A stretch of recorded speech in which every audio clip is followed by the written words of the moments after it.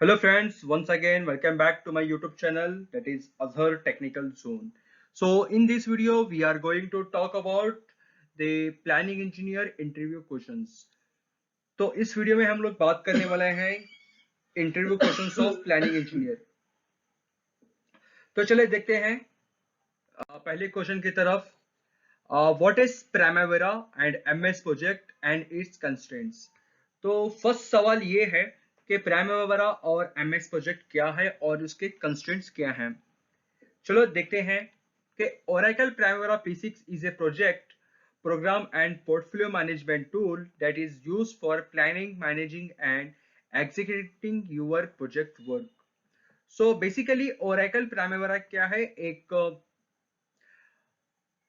Scheduling tool है और ये एक प्रोग्राम एंड पोर्टफोलियो मैनेजमेंट है और जो ये यूज किया जाता है प्लानिंग, मैनेजिंग और executing of the project work के लिए। यानी जो भी प्रोजेक्ट हम लोग पे काम करने वाले हैं उसको प्लानिंग के लिए और प्लानिंग के बाद उसको मैनेज कैसे करें और उसको एग्जीक्यूट कैसे करें विथ जितने सारे रिसोर्सेस हैं जैसे कि टाइम, मटेरियल एंड इक्विपमेंट, किस तरह से उसको सीक्वेंस ऑफ एक्टिविटीज के हिसाब से हम लोग यूज करें, वो P6 और MX प्रोजेक्ट में हम लोग इसके थ्रू हम लोग यूज करते हैं।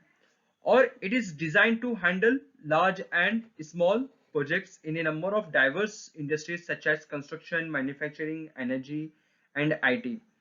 और इसको इस तरह से डिजाइन किया गया है कि ये छोटे और बड़े प्रोजेक्ट्स बहुत अच्छे से शेड्यूल कर सकता है और इसके थ्रू हम लोग मैनेज कर सकते हैं प्रोजेक्ट को।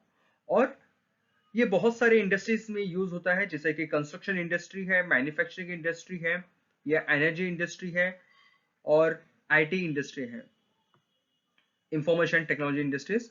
वैसे इंडस्ट्रीज में हम लोग एमएस प्रोजेक्ट और या प्राइमवेरा हम लोग ये जो शेड्यूलिंग टूल है हम लोग यूज करते हैं। चलिए देखते हैं इसके कंस्ट्रेंट्स क्या हैं।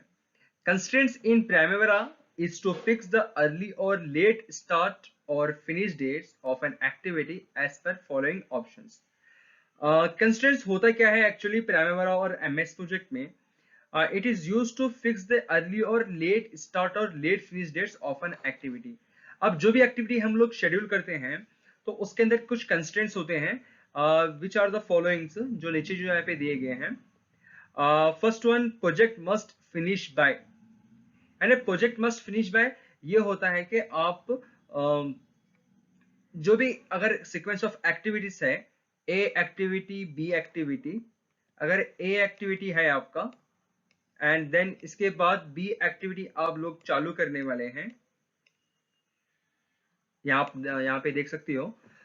तो अगर आपको ये ए एक्टिविटी फिनिश होने के बाद ही आप ये बी एक्टिविटी स्टार्ट कर सकते हैं। यानी this activity A should finish and must finish, then only we can go for activity B to be perform. तो ये ऐसे कंस्ट्रेंट्स हम लोग यहाँ पे डालते हैं। जब भी ऐसे हम लोग यहाँ पे कंस्ट्रेंट्स डालेंगे तो जो प्रोजेक्ट का जो शेड्यूल है वो चेंज हो जाता है और इसके जो फ्लोट्स जो होते हैं, फ्री फ्लोट्स या टोटल फ्लोट्स, वो मोशन में आते हैं। हम फ्री फ्लोट और टोटल फ्लोट के बारे में आगे वीडियो में बात करेंगे। तो अभी नेक्स्ट चलते हैं mandatory start and mandatory finish. और this is also same like it's project must finish by constraints. ये भी अगर ये मैंडेटरी स्टार्ट होगा ही तो ये नेक्स्ट वाला बी जो सक्सेसर एक्टिविटी है वो इजीली हम लोग चालू कर सकते हैं। तो उसी तरह से हम नेक्स्ट इस पे आते हैं, स्टार्ट, फिनिश और एन आफ्टर। स्टार्ट, ऑन और आफ्टर, यहाँ पे आपको एक ये मिलेगा, लेगेसी मिलेगी, फ्लेक्सिबिलिटी मिलेगी कि आप ये एक्टिविटी जो ए है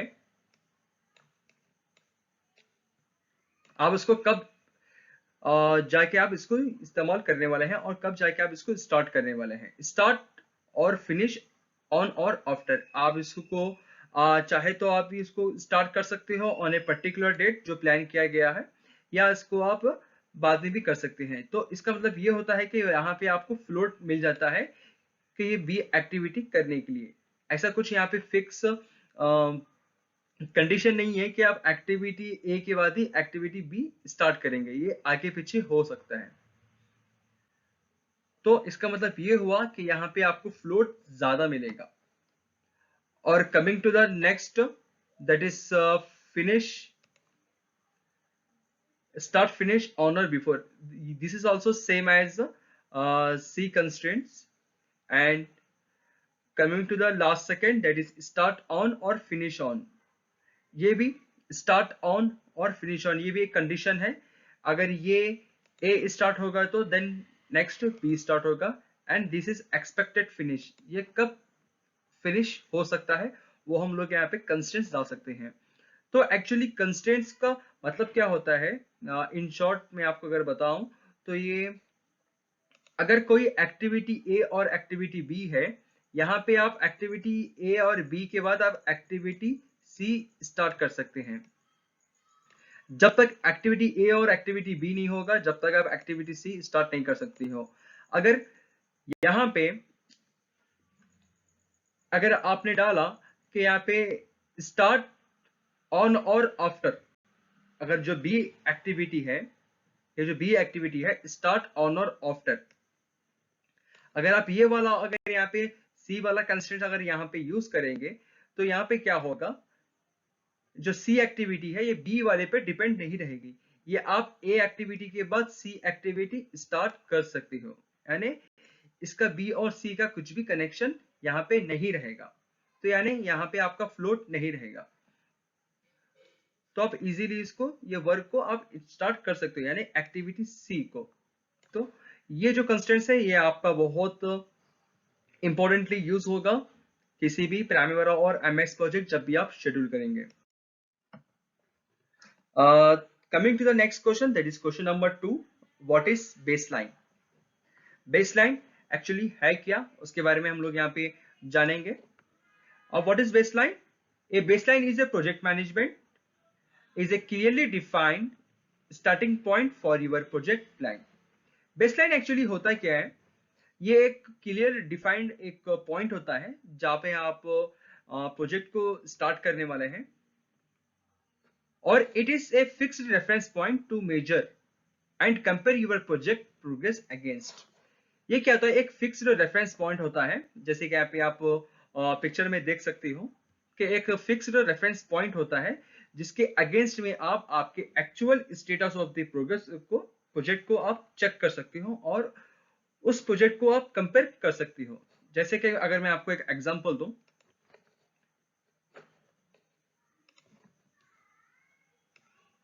एक्टिविटी ए, एक्टिविटी बी, मैं यहाँ पे 4 एक्टिविटी लेता हूं, एक्टिविटी सी और एक्टिविटी डी। एक्टिविटी ए है जो मैंने प्लान किया है 1 जनवरी को, और ये 1 फरवरी को, और ये मार्च को, और ये अप्रैल को।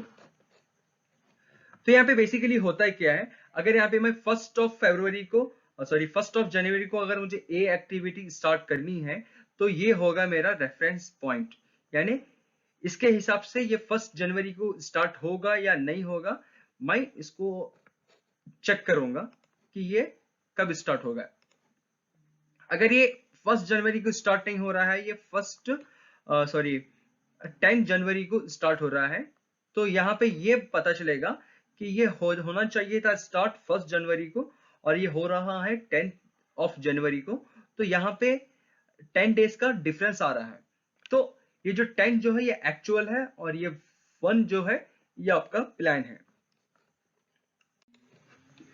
तो इसी तरह से यहाँ पे 10 डेज का डिले है, और हम लोग किस से मेजर करेंगे, क्योंकि ये 1 जनवरी को एक्टिविटी ए स्टार्ट होना चाहिए था बट ये हो नहीं रही है और हो रही है 10 जनवरी को। यहाँ पे बहुत सारी रीजंस हो सकते हैं एक्टिविटी स्टार्ट नहीं होने के, और ये इसको कहते हैं हम लोग, जो 10 डेज का जो डिले है इसको कहते हैं हम लोग स्लीपेजेस ऑफ द एक्टिविटी, यानी जो डेट को स्टार्ट होना था, जो तारीख को स्टार्ट होना था एक्टिविटी ए, वो स्टार्ट नहीं हो पाई। So this is what this is 1 January, 1 February, 1 March and 1 April. This is what a baseline which we have considered for this project. So this is what baseline, and which is we will use for to measure and compare your project's progress against the actual. So this allows you to assess the performance of your projects over time. ये आपको क्या करता है, ये आपको help करता है कि आपके प्रोजेक्ट के परफॉर्मेंस को अच्छे से उसको आप परफॉर्मेंस चेक करें overall the project of the time. तो यहाँ पे देख सकते हो आप एक एग्जांपल के तौर पे यहाँ पे जो दिया गया है फिगर के अंदर, ये बेसलाइन है। ये प्रोजेक्ट की जो एक्टिविटी है, रिक्वेस्ट डिजाइन इनपुट्स, यहाँ पे आप देख सकते हो फर्स्ट पॉइंट जो मैंने यहाँ पे लिया है पिक्चर के अंदर, ये एक हम लोग बेसलाइन। एक्चुअली अनदर पॉइंट क्या है, ये हम लोग शेड्यूल को एनालाइज भी करते हैं कि वो एक्चुअल वर्सेस प्लान और प्लान वर्सेस एक्चुअल। प्लान वो होता है जो हम लोग इनिशियली स्टेज में, टेंडर स्टेज में, और जब प्रोजेक्ट हम लोग का अवार्ड होता है, और वही हम लोग क्या है जो हम लोग शेड्यूल करते हैं प्रोजेक्ट को, वो प्रोजेक्ट को हम लोग बेसलाइन असाइन करते हैं। और वो जो बेसलाइन असाइन करते हैं, और जब प्रोजेक्ट जब एक्चुअली स्टार्ट होता है, जब उसको हम लोग अगेंस्ट में, एक्चुअल अगेंस्ट प्लान को हम लोग कंपेयर करते हैं। So coming to the question number 3, that is what is EOT? So EAT stands on extension of time of a project. If any project handling by the contractor extended due to any reason, due to any force measures and any uncertainties. ये बहुत important question है हर एक planning engineers के लिए। ये question भी बहुत ज्यादा इंपॉर्टेंट है किसी भी प्लानिंग इंजीनियर्स के लिए, और ये इंटरव्यू में क्वेश्चन पूछा जा सकता है। एक्चुअली ईओटी होता है क्या है? ईओटी एक एक्सटेंशन ऑफ टाइम है प्रोजेक्ट का। अगर कोई कॉन्ट्रैक्टर, अगर कोई प्रोजेक्ट अगर संभालता है, कोई मेंटेन करता है और कोई एग्जीक्यूट करता है अवार्ड होने के बाद, देन होता क्या है कि बहुत सारे रीजंस आते हैं कि जो हम लोग बेसलाइन जो असाइन करते हैं किसी भी प्रोजेक्ट के लिए, वो एग्जैक्ट टाइम पे स्टार्ट होता नहीं है। उसके बहुत सारे रीजन हो सकते हैं। वो रीजन हो सकता है आपका वर्क स्टॉपेज। अब ये वर्क स्टॉपेज जो है, जैसे कि अभी लेटेस्ट जो अपना वर्क स्टॉपेज था, वो था अपना पैंडेमिक कोविड। कोविड इश्यूज की वजह से जितना भी हम लोग ने प्लान किया था कि हम लोग सो एंड सो डेट पे स्टार्ट करेंगे, और इस वजह से क्या है, due to the high rise of corona positive cases all over the world, जो हम लोग टाइम पे जो प्रोजेक्ट स्टार्ट होना चाहिए था वो हो नहीं पाया। जैसे कि बहुत सारी रीजंस हैं, जैसे कि अगर हम लोग को वेंडर्स के थ्रू, सप्लायर्स के थ्रू अगर मटेरियल हम लोग को रीच नहीं होगा एज पर द प्लान, तो क्या होगा कि अगर एक्टिविटी ए अगर प्रोक्यूरमेंट है, अगर प्रोक्यूरमेंट डिले हो गया, तो हम लोग एक्टिविटी बी जो हम लोग को एग्जीक्यूशन करना है वो हम लोग नहीं कर पाते। है ना, बहुत सारी फोर्स मेजर्स हैं जो अनसर्टेनिटीज हैं, वो जिसकी वजह से एक्सटेंशन ऑफ टाइम होता है। और ये extension of time of A project, ये हम लोग क्लाइंट को प्रपोज करते हैं, और ये हम लोग का राइट होता है, और इसका एक लॉस भी होता है एक्सटेंशन ऑफ टाइम का हर एक कॉन्ट्रैक्ट के अंदर। जो भी फेस मेजर्स होते हैं और जो भी अनसर्टेनिटीज होते हैं, हम लोग को इसका वर्क स्टॉपेज रजिस्टर और डिले रजिस्टर मेंटेन करना होता है, और जिसके थ्रू हम लोग क्लाइंट को शो करेंगे और उसके रीजंस बताएंगे कि कहाँ से लेके कहाँ तक हम लोग का वर्क स्टॉपेज हुआ है, और if any work scope changes की वजह से आप एक्सटेंशन ऑफ टाइम आप क्लेम कर सकते हो। जैसे कि अगर आपको एक लाइन है, इफ समझिए अगर ऑयल एंड गैस इंडस्ट्री में अगर हम लोग काम कर रहे हैं, वहां पे क्या होता है कि अगर 10 मीटर लाइन के 10 मीटर या 100 मीटर हम लोग लाइन को ले करना है, अगर क्लाइंट ने बोला कि नहीं आपको और 500 मीटर अगर आपको वर्क एक्स्ट्रा करना है, यानी 500 मीटर आपको एक्स्ट्रा पाइप आपको उसको एक्सटेंड करना है, तो क्या होगा, वहां पे आपको टाइम चाहिए, और जो आपका प्रोजेक्ट का जो फिनिश डेट था और वो चेंज होगा। यानी जो हम लोग ने प्लान किया था वो प्लान के हिसाब से वो काम नहीं हो पा रहा है, ये खत्म नहीं हो पा रहा है प्रोजेक्ट। तो वहां पे क्या करेंगे हम, उस केस में एक्सटेंशन ऑफ टाइम जो हमारा राइट है कॉन्ट्रैक्टर्स का, वो हम रिक्वेस्ट करेंगे क्लाइंट को एक फॉर्मल लेटर में और मीटिंग के थ्रू, और एक्सटेंशन ऑफ टाइम के साथ में, और हम एक्सटेंशन ऑफ टाइम के साथ एक्सटेंशन ऑफ हम लोग क्लेम भी उसका ये करेंगे, जो भी अमाउंट होगा हम उसको भी क्लेम करेंगे। Okay, coming to the next question, that is question number 4, what is float and types of float. Float actually दो टाइप के फ्लोट होते हैं, दैट इज टोटल फ्लोट और एक free float. And next slide हम लोग देखेंगे कि टोटल फ्लोट और फ्री फ्लोट होता क्या है। Basically total float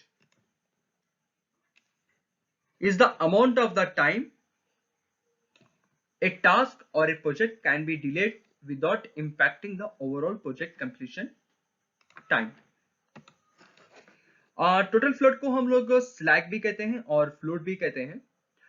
total float होता क्या है, ये एक टाइम होता है जो टास्क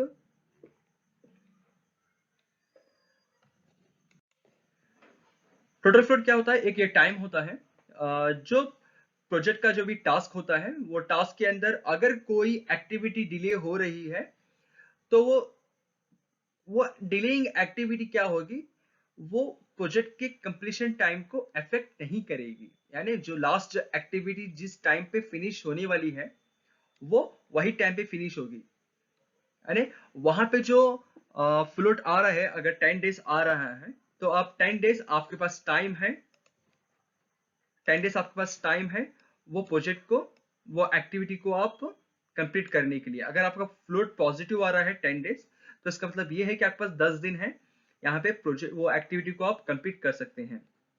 जब ये 10 डेज अगर एक्सीड हो जाएगा, जब ये 10 जाके अगर 11 होगा तो वहां पे क्या होगा, आप 10 माइनस 11 कितना होगा, -1 होगा। यानी एक दिन आपका प्रोजेक्ट डिले होगा। यानी ये टोटल फ्लोट वो फ्लोट टाइम है जहां पे आप एक्टिविटी को डिले कर सकते हैं, जो एक्टिविटी आपके टोटल फ्लोट कॉलम में जो शो हो रही है, और ये एक्टिविटी आपके प्रोजेक्ट कंप्लीशन डेट को अफेक्ट नहीं करेगा। इसका मतलब ये होता है। ओके, तो then coming to the next, that is free float. Free float क्या होता है, this is also one of the type of the float. Basically यहाँ पे क्या होता है, free float is the amount of the time, ये एक टाइम है that a task can be delayed without impacting the subsequent task. मैं यहाँ पे एक एग्जांपल लूंगा, एक उदाहरण लूंगा। एक्टिविटी ए है, देन एक्टिविटी बी है,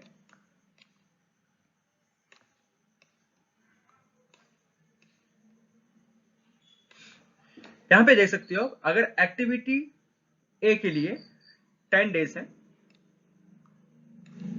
और ये एक्टिविटी बी के लिए 3 डेज, मुझे एक्टिविटी ए कंप्लीट करने के लिए 10 डेज चाहिए और एक्टिविटी बी कंप्लीट करने के लिए 3 डेज चाहिए।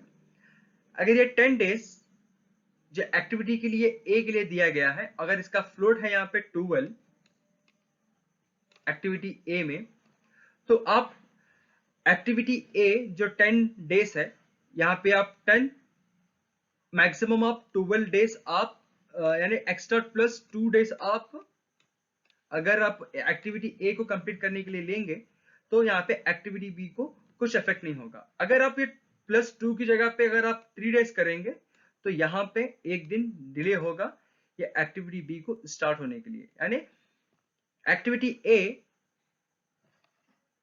जो प्रेडिसेसर है और एक्टिविटी बी जो सक्सेसर है, यानी प्रेडिसेसर यानी जो एक्टिविटी जिसको फॉलो हो रही है, और एक्टिविटी बी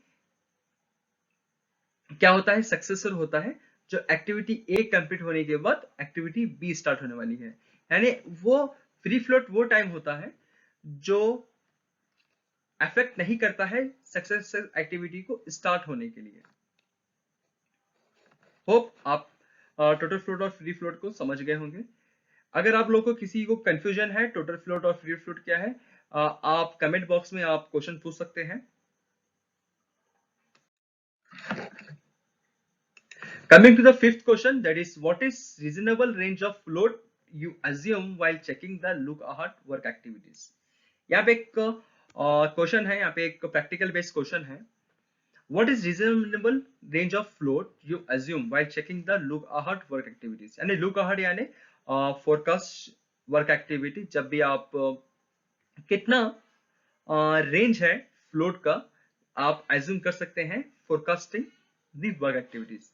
तो basically the float ranges varied from a project to another, यानी ये प्रोजेक्ट पे डिपेंड करता है कि प्रोजेक्ट कौन सा है, और छोटा है बड़ा है, और इसकी कंडीशन एंड सिचुएशन देख के बोली जाती है।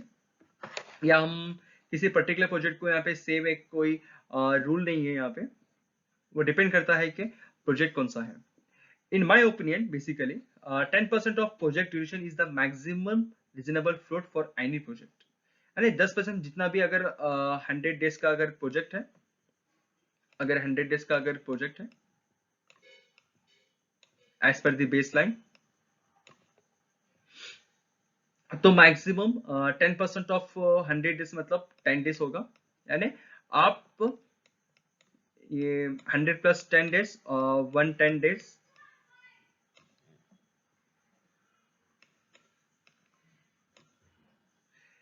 यानी प्रोजेक्ट अगर 110 डेज का होगा, 110 डेज का होगा या 100 डेज का होगा प्रोजेक्ट, तो आप मैक्सिमम 10 डेज आप मैक्सिमम रीजनेबल फ्लोट आप किसी भी प्रोजेक्ट को आप कंसिडर कर सकते हो। So coming to the next question, what is critical path? And this is a most important question, and ये हर एक इंटरव्यू क्वेश्चन में पूछा जाएगा, ये प्लानिंग इंजीनियर के लिए या शेड्यूलिंग इंजीनियर के लिए। Critical path is usually have activities, usually the activities on the longest path with zero float. Critical path क्या होता है बेसिकली, ये एक लॉन्गेस्ट पाथ होता है विथ जीरो फ्लोट। यहाँ पे जो फ्लोट होगा वो जीरो होगा, यानी अगर एक भी या कोई माइनस या प्लस में अगर फ्लोट आएगा, कोई वैल्यू आएगी, तो समझ जाना कि आपका प्रोजेक्ट डेफिनेटली वो डिले होगा। अगर आपके फ्लोट में अगर आ रहा है क्रिटिकल पाथ में 1, तो समझना है कि आपका प्रोजेक्ट हो रहा है 1 डे डिले। और any delay on this activities will lead to delay in project duration. जैसे मैंने आपको बताया, अगर किसी भी यहाँ पे आप देख सकते हो, यहाँ पे जो रेड कलर में जो मेंशन किया गया है, ये क्रिटिकल पाथ है प्रोजेक्ट का। अगर किसी भी यहाँ पे एक्टिविटी में एक दिन भी डिले होगा, तो उसका जो ओवरऑल प्रोजेक्ट ड्यूरेशन है वो भी चेंज होगा। Usually critical activities are shown in red colour, ये रेड कलर में दिखाया जाता है क्रिटिकल पाथ को। For reducing duration, you can adjust it by reducing the duration or changing the relationship between the activities. अगर किसी भी अगर आपको इसका एक्टिविटीज का अगर ड्यूरेशन चेंज करना है, तो आप चेंज कर सकते हो, और इसके साथ में आप रिलेशनशिप को चेंज करते हुए एक दूसरे के साथ में। However, planning engineers should pay attention to maximum resources constraints while crashing the critical path. जब भी आप जो भी प्लानिंग इंजीनियर होता है, इसको ज्यादा मैक्सिमम अटेंशन देना होगा रिसोर्सेस और उसके कंस्ट्रेंट्स पे। कंस्ट्रेंट्स जैसे मैंने आपको बताया, must start on, must finish on, on और बिफोर, वो कंस्ट्रेंट्स को आप फोकस करेंगे जब भी आप क्रिटिकल पाथ को अगर आपको क्रैश करना हो। तो कभी कभी क्या होता है, क्रिटिकल पाथ में एक दिन का भी डिले आपके प्रोजेक्ट को चेंज कर सकता है, यानी आपका जो टाइमलाइन है उसको चेंज कर सकता है प्रोजेक्ट कंप्लीशन को। तो वहां पे क्या करना होता है आपको, कि जब भी आप प्रोजेक्ट को क्रैश करेंगे, या क्रैशिंग क्या है, एक टेक्निक है जो मैं आपको नेक्स्ट वीडियो में दिखाऊंगा। क्रैशिंग और फास्ट ट्रैकिंग ये एक टेक्निक है जो हम लोग यूज करते हैं प्रोजेक्ट को, प्रोजेक्ट के स्कोप को और प्रोजेक्ट को ऑन टाइम कंप्लीट करने के लिए। तो negative slack is usually result from constraints in the activities. Negative slack actually होता क्यों है, यानी नेगेटिव स्लैक मतलब नेगेटिव फ्लोट होता क्यों है, क्योंकि कंस्ट्रेंट्स इन द एक्टिविटीज, जिस एक्टिविटीज में हम लोग कंस्ट्रेंट्स डालेंगे वहां पे यूजुअली नेगेटिव स्लैक या नेगेटिव फ्लोट आता है। Planning engineer should follow up the negative float path and find the wrong relationships और constraints and fix it. Planning engineer का काम क्या होता है, स्पेशली यहाँ पे, should follow up the negative float path. अगर किसी नेगेटिव फ्लोट पाथ के कॉलम में अगर कहीं पे अगर आपको किसी भी एक्टिविटी में अगर नेगेटिव फ्लोट आ रहा है, या फिर अगर समझ लीजिए कि -1 आ रहा है, तो हम इस पे फोकस करना चाहिए और रिलेशनशिप और कंस्ट्रेंट्स चेक करने पड़ेगी हम लोग को यहाँ पे, और उस चीज को यहाँ पे फिक्स करेंगे to eliminate this negative float. Coming to the next question, that is question number 7। यहाँ पे देखते हैं कि what is the what is the difference between planning and scheduling engineer. ये बहुत कॉमन क्वेश्चन है जो पूछा जाता है इंटरव्यू में। प्लानिंग इंजीनियर और शेड्यूलिंग इंजीनियर में डिफरेंस क्या होता है। Basically, planning engineer can work along with the project team to develop a complete time schedule, including cost of the resources. Planning engineer का काम जो होता है वो प्रोजेक्ट टीम के साथ में काम करता है to develop a complete time schedule, एक शेड्यूल को प्रिपेयर करने के लिए कब स्टार्ट होगा, कब फिनिश होगा, और इसके अंदर कौन से रिसोर्सेस यूज होंगे, और इसका कॉस्ट कितना होगा, और इसके जो भी टेक्निकल इश्यूज जो फ्यूचर में आ सकते हैं वो भी हम लोग फोरकास्ट करेंगे, और रिस्क असेसमेंट को चेक करेंगे अच्छे से कि वो रिस्क असेसमेंट आगे हम लोग को कितना प्रॉब्लम दे सकता है, उसके अकॉर्डिंगली हम लोग शेड्यूल को प्रिपेयर करेंगे। A planning engineer can lead the team and influence his or her point of view. Planning engineer team को लीड करता है और जितने भी टेक्निकल इश्यूज को है उसको रिजॉल्व करता है और उसको एनालाइज करता है और अपने टीम के साथ में उसको शेयर करता है कि उसके अगर कोई इश्यू है एक्टिविटी ए या एक्टिविटी बी में, अगर एक्टिविटी ए अगर जो भी इश्यू है अगर आप उसको सॉल्व करेंगे तो आप एक्टिविटी बी स्टार्ट कर पाएंगे। जब तक आप एक्टिविटी ए को आप सॉल्व नहीं करेंगे तो एक्टिविटी बी स्टार्ट नहीं हो सकता। तो वहां पे आप मिटिगेशंस जो हैं, मिटिगेशंस और कंट्रोल्स, आप अपना सॉल्यूशंस, ट्रबल शूट्स, पॉइंट्स, अपना पॉइंट ऑफ व्यू शेयर करेंगे अपने प्रोजेक्ट टीम के साथ में। And coming to the next, scheduling engineer. Scheduling engineer कहते किसको हैं? Scheduling engineer can only follow senior planning engineer or project manager instructions to create a logic between project activities, but he or she cannot develop the time schedule alone. Basically scheduling engineer क्या होता है? ये just follow करता है senior planning engineer और project manager को, और जो भी इंस्ट्रक्शंस दिए जाएंगे सीनियर प्लानिंग इंजीनियर और प्रोजेक्ट मैनेजर के द्वारा, तो वो जस्ट इंस्ट्रक्शंस फॉलो करेगा और ये लॉजिक क्रिएट करने की कोशिश करेगा between the project activities, but वो प्रोजेक्ट टीम का पार्ट नहीं हो सकता है। Only planning engineer can develop the time schedule alone. Question number 8 आते हैं यहाँ पे। What is the difference between recovery schedule and revise schedule? अरे रिकवरी शेड्यूल और रिवाइज शेड्यूल हम लोग कहते किसको है? और रिकवरी शेड्यूल बेसिकली क्या होता है? Recovery schedule keeps the same finish date with some corrective actions to recover the delay, such as add more resources and break down some activities and so on. Actually recovery schedule क्या होता है कि अगर project हम लोग का delay हो रहा है, अगर कुछ वेरिएंसेस आ रहा है, सपोज अगर -10% अगर वेरिएंस आ रहा है, यानी -10% का मतलब क्या होता है कि हम लोग का प्रोजेक्ट बिहाइंड द शेड्यूल है। ये वेरिएंस आता कैसा है? एक्चुअली इसका एक फॉर्मूला होता है, actual minus plan is equal to variance. अगर एक्चुअल कम है प्लान के मुकाबले में तो वेरिएंस आपका नेगेटिव आएगा। ये नेगेटिव का मतलब ये होता है कि आपका जो प्रोजेक्ट आपका शेड्यूल के हिसाब से नहीं जा रहा है, वहां पे कहीं पे स्लिपेज ऑफ द एक्टिविटीज है। तो इसको रिकवर करने के लिए, प्रोजेक्ट को ट्रैक पे लाने के लिए हम क्या करेंगे, वहां पे कुछ करेक्टिव एक्शंस करेंगे उस डिले को कैचअप करने के लिए। जैसे कि हम लोग क्या करेंगे, वहां पे रिसोर्सेस ऐड करेंगे, यानी अगर आपका मैन पावर अगर 10 है तो वहां पे हम लोग 20 कर देंगे मैन पावर को, और जो डिले है इसको हम लोग कैचअप करेंगे, यानी उसको ट्रैक पे लाएंगे। जो भी नेगेटिव वेरिएंस है इसको हम लोग 0 कर देंगे।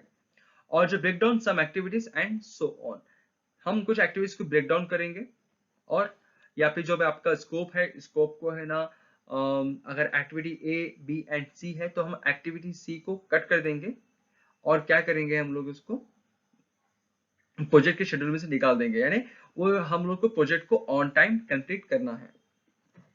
और रिवाइज शेड्यूल क्या होता है? Revise schedule we have new finish date because of claims और adding new scope of work. Actually क्या यहाँ पे क्या होता है, रिवाइज शेड्यूल के अंदर अगर एक्टिविटी ए है और एक्टिविटी बी है, अगर एक्टिविटी ए को अगर 10 डेज दिया गया है और एक्टिविटी 5 को बी को 5 डेज दिया गया है, बट ये एक्टिविटी ए कंप्लीट हो रहा है इंस्टेड ऑफ 10 11 डेज ले रहा है, और एक्टिविटी 5 जो है वो 7 डेज ले रहा है। यानी जो प्रोजेक्ट 10 प्लस दिस 15 डेज में कंप्लीट होना चाहिए था, और वो कंप्लीट हो रहा है 11 plus 7 which is equal to 18 days. यानी 15 दिन की जगह पे यहाँ पे आपके 18 दिन ले रहा है प्रोजेक्ट को कंप्लीट करने के लिए। तो इसको हम लोग कहते हैं डिवाइस शेड्यूल। और ये एक्टिविटी ए में कुछ एक्स्ट्रा वर्क में भी आ रहा होगा जो क्लाइंट की साइड में दिया गया हो, जो change of the work of scope, जिसकी वजह से instead of 10 it is taking 11 days which is 1 day extra, and instead of 5 days it is taking 7 days means 2 days extra। so यहाँ पे आप देख सकते हो एक्टिविटी ए में 1 day extra हो गया है और एक्टिविटी बी में 2 days extra हो गया है, जो around between this activity A and B हम लोग का 3 days extra हो गया है। तो इससे क्या होगा, यहाँ पे आपका जो फिनिश डेट है वो आगे जाएगा। जिसको हम लोग कहते हैं रिवाइज शेड्यूल। और क्वेश्चन नंबर 9, यहाँ पे एक आपको लाइफ सिचुएशन दी गई है कि यहाँ पे एक आपको उसका सॉल्यूशन निकालना है। ठीक है, क्वेश्चन पूछता है कि you are working on a project. ये क्वेश्चन आ सकता है आपको इंटरव्यू में, या सेम क्वेश्चन भी आ सकता है, या फिर डिफरेंट वे में वो आपको क्वेश्चन ये आ सकता है। You suppose you are working on a project, अगर एक प्रोजेक्ट है जिसपे आप काम कर रहे हो, and somewhere in the middle of the project, अगर एक प्रोजेक्ट चल रहा है और समझिए आप 50% काम आप कंप्लीट कर चुके हो प्रोजेक्ट पर जिसपे आप काम कर रहे हो, आप यानी आपकी कॉन्ट्रैक्टिंग कंपनी और उसका पार्ट हो प्लानिंग इंजीनियर, और द प्रोग्रेस का जो वेरिएंस है वो -5% है। जैसे मैंने आपको लास्ट स्लाइड में बताया कि -5% यानी ये हम बिहाइंड द शेड्यूल है as against the baseline. So still you are achieving the contractual completion date, how it is possible? जैसे मैंने आपको बताया, अगर वेरिएंस अगर दिखाएगा तो इसका मतलब है हम लोग बिहाइंड द शेड्यूल है, बट आपका जो कंप्लीशन डेट है वो चेंज नहीं हो रहा है। क्या मतलब है इसका? How is it possible? Contractor is working on critical path and delays are on non critical activities. हाँ, इसका आंसर ये होता है, एक्चुअली जो डिलेज जो आ रहा है, जो -5% जो आ रहा है, ये एक्चुअली हो क्या रहा है कि कॉन्ट्रैक्टर जो है क्रिटिकल पाथ पे काम कर रहा है।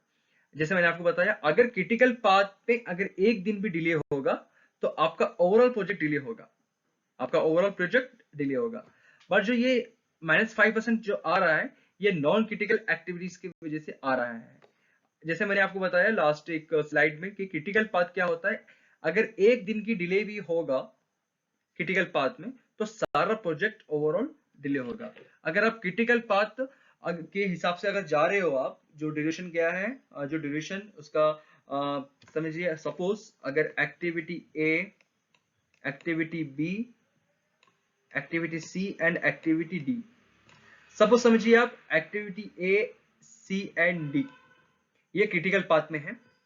अगर ये एक्टिविटी ए का ड्यूरेशन है 2 और एक्टिविटी बी का ड्यूरेशन है 4 और एक्टिविटी डी का ड्यूरेशन है 6,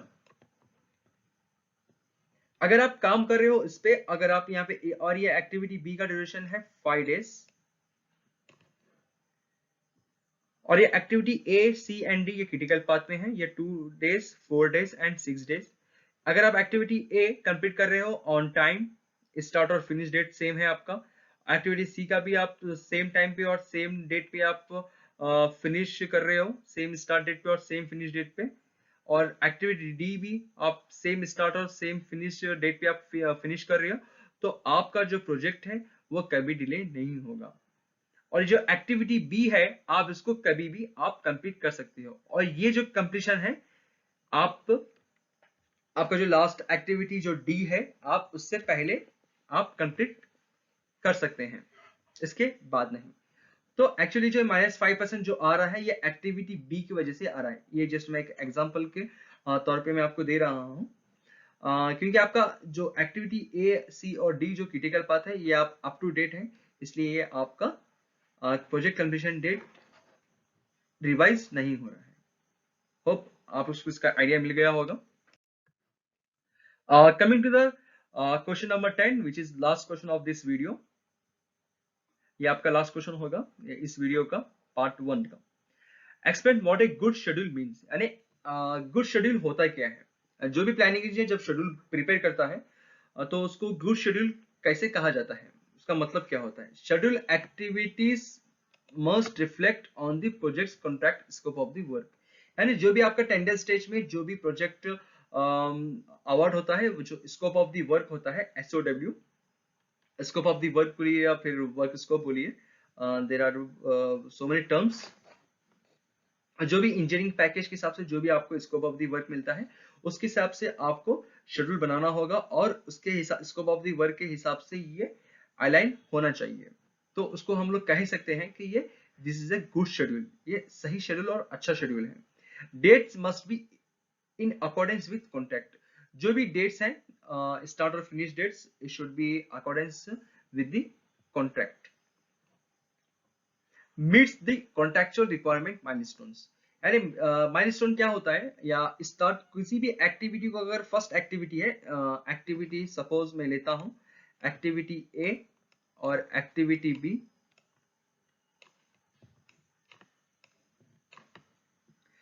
एक्टिविटी ए यहाँ पे आपको कंप्लीट करना है सपोज 1 जनवरी से स्टार्ट होके 10 जनवरी को। तो ये जो 10 जनवरी है आप इसको माइलस्टोन कह सकते हो, और 1 जनवरी जो है ये स्टार्ट ऑफ द वर्क है, first activity which you are going to start and commence the work, this is what will be considered as a milestone of the project. और next, activity duration are reasonable, और वो जो भी activities की जो duration है वो reasonable होना चाहिए। अगर एक्टिविटी को अगर ए को अगर 2 डेज लगते हैं कंप्लीट करने के लिए तो 2 डेज ही लेना चाहिए, अगर आप वहाँ पे 4 डेज नहीं लेना चाहिए। उससे क्या होता है, वहाँ पे आपका रिसोर्सेस लॉस होता है और वहाँ पे आपका कॉस्ट भी बढ़ जाता है ओवरऑल प्रोजेक्ट का। Activity duration must be calculated based on the quantity of the work, जो भी आप किसी भी एक्टिविटी का ड्यूरेशन जब आप डिसाइड करेंगे तो आपको ये पता होना चाहिए कि उसका एक्टिविटी ए का कितना काम है, यानी उसका क्वांटिटी ऑफ द वर्क कितना है, उसके हिसाब से आप है ना एक्टिविटी का ड्यूरेशन डिसाइड करेंगे। And resources available to apply to the work, resources और इसका जितना भी क्वांटिटी है वर्क का उसके हिसाब से आप ड्यूरेशन डिसाइड करेंगे। Hope you understood this video, उम्मीद है कि आपको ये वीडियो समझ में आई होगी और इसके क्वेश्चंस भी आपको समझ में आएंगे। अगर किसी को कुछ भी अगर डाउट्स है तो आप कमेंट सेक्शन में आप डाल सकते हो, पूछ सकते हो। मेरा नंबर भी अंदर मेंशन किया गया है, आप वो नंबर पे आप कांटेक्ट कर सकती हो, व्हाट्सअप कर सकती हो। Hope you enjoyed this video, please stay tuned and the next video will be uploaded, that will be a part 2. Kindly please subscribe, like, share and comment. Thank you one and all.